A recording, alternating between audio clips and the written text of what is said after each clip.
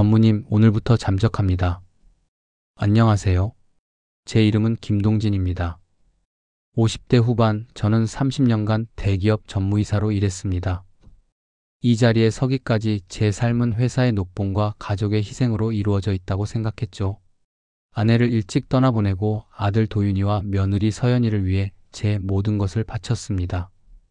그런데 오늘 저는 이 거대한 아파트 현관에서 제 짐을 쌌습니다. 짐이라 해봐야 트렁크 하나가 전부입니다. 아들 내외는 제가 며칠 전부터 이야기했던 거래처와의 급한 해외 출장을 간다고 믿고 있죠. 그들은 지금 이 거실 소파에 앉아 여행사 앱을 보고 있을 겁니다. 바로 제가 수령할 8억 원의 퇴직금으로 떠날 호화 유럽 여행 말입니다. 여러분, 제가 이런 극단적인 선택을 한 이유가 궁금하시죠? 저는 지난 30년간 가족을 위한 ATM이었습니다. 그리고 마침내 제 잔고가 0이 될 시점이 되자 그들은 저를 파기 처분하려 했죠. 30년 가장, 월 10만 원의 용돈 생활. 저는 대기업 임원이었지만 이 집에서 저는 최하층 노동자보다 못한 대우를 받았습니다. 아들 도윤에게는 제가 모은 전 재산과 대출을 보태어 이 40평대 아파트의 명의를 일찌감치 넘겨주었습니다. 며느리 서연이는 그것을 기회로 삼았죠. 제가 명예퇴직을 앞둔 2년 전부터 착취는 노골화되었습니다. 아버지, 솔직히 이제 회사를 그만두실 건데 생활비는 저희가 부담해야 하잖아요? 아파트 명의도 저희 거고. 그럴듯한 말로 포장했지만 그들의 목적은 하나였습니다. 제 월급 통제였습니다. 저는 은퇴를 앞둔 전무이사임에도 불구하고 아들에게서 매달 10만 원을 용돈으로 타 쓰는 신세가 되었습니다. 아버지, 이번 달 용돈입니다. 그런데 아버지는 밖에서 뭘 드시길래 이렇게 돈을 많이 쓰세요? 영수증 다 확인했어요. 7,000원짜리 국밥은 너무 비싸지 않나요? 매번 잔소리를 듣지 않으려면 영수증을 꼬박꼬박 챙겨 제출해야 했죠. 한 번은 아들 명의 신용카드를 비상시에 쓰라고 주길래 고맙다고 생각했는데 며칠 뒤 카드 사용 문자 알림이 왔습니다. 아버지, 제가 아버지를 뭘로 보고 카드를 드린 줄 아세요? 아버지가 카드 쓰시는 것까지 실시간으로 체크하려고 드린 겁니다. 혹시라도 비자금 만드실까 봐요. 그 말을 들었을 때의 모욕감은 아직도 생생합니다. 제가 고작 10만 원으로 비자금을 만들까 봐 전전긍긍하는 그들을 보며 깨달았습니다. 저는 돈을 버는 기계가 아니라면 아무것도 아니었구나. 거실 소파 사용 금지. 집에서의 소외는 더욱 심했습니다. 며느리 서연이는 인스타그램에 명품 가방 사진을 올리고 브런치를 즐기는 전업주부였습니다. 제가 거실에서 뉴스를 보려고 앉아 있으면 서연이가 불쾌한 표정으로 말했죠. 아버지, 잠시 방에 계셔 주시면 안 될까요? 오늘 제 친구들 부자 사모님 모임이 있어요. 아버지 냄새가 거실 전체에 배면 곤란해요. 아버지 냄새. 그 단어는 제 가슴을 갈기갈기 찢어 놓았습니다. 30년을 대기업 임원으로 살면서 몸에 밴 지친 가장의 땀 냄새가 그들에게는 감추어야 할 오점이었던 것이죠. 아침 식사 시간도 마찬가지였습니다.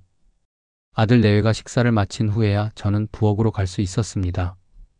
제가 보는 앞에서 며느리가 토스트에 잼을 발라주는 일은 단 한 번도 없었습니다. 퇴직금 서약서와 건강 외면. 결정적인 사건은 제가 명예퇴직을 확정하고 8억 원의 퇴직금 수령일이 다가왔을 때 발생했습니다. 어느 날 아들 도윤이 서류를 내밀었습니다. 아버지, 사인하세요.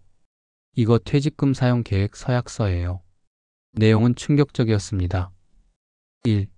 퇴직금 전액을 아들 명의 아파트 대출 상환에 사용. 2. 잔액 중 일부는 며느리 서연의 이름으로 된 고가 외제차 구입에 사용. 3. 나머지 금액은 아들의 사업 투자금으로 활용. 4. 김동진은 이 결정에 동의하며 향후 일체의 이의를 제기하지 않는다. 제 평생의 노고가 담긴 돈이 제 노후 자금은커녕 아들 내외의 사치와 자산 증식에 쓰여질 계획이었습니다. 도윤아, 내 노후는 어떻게 하라는 거니? 아버지, 뭐가 걱정이세요? 저희가 잘 살면 아버지도 잘 사시는 거죠. 그리고 아버지는 연금 있잖아요. 그거면 충분해요. 며칠 후 저는 과로와 스트레스로 인한 고혈압으로 쓰러져 병원에 입원했습니다.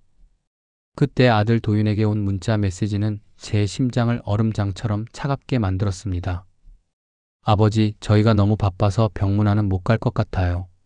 그리고 병원비는 앞으로 받으실 퇴직금에서 충당하시고 영수증 챙겨두세요.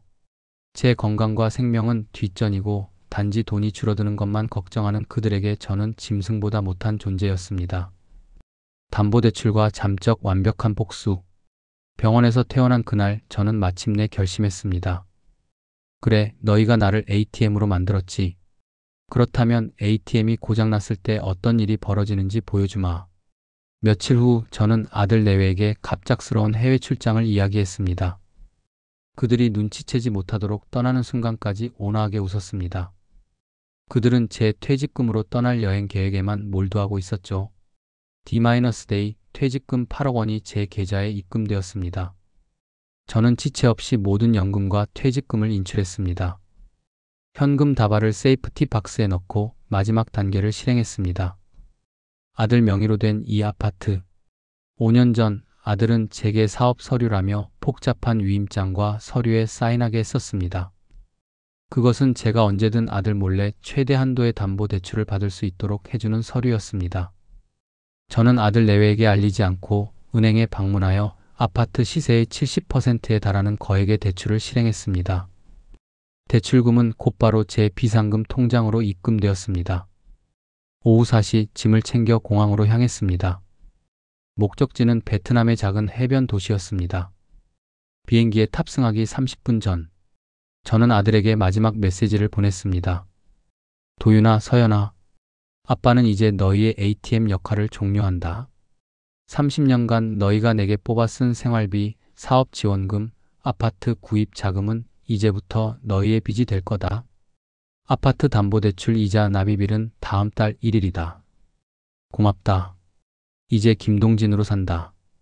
비행기 문이 닫히는 소리가 들렸습니다. 핸드폰을 끄고 창밖을 바라보았습니다.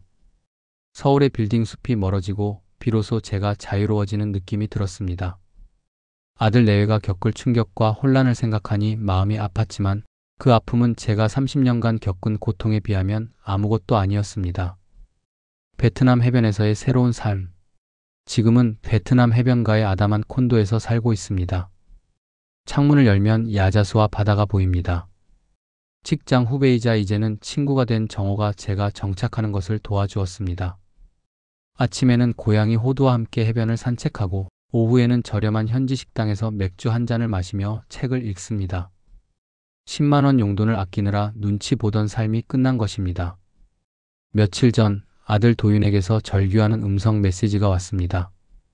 아버지, 대출 이자 고지서가 왔어요. 당장 돌아오세요.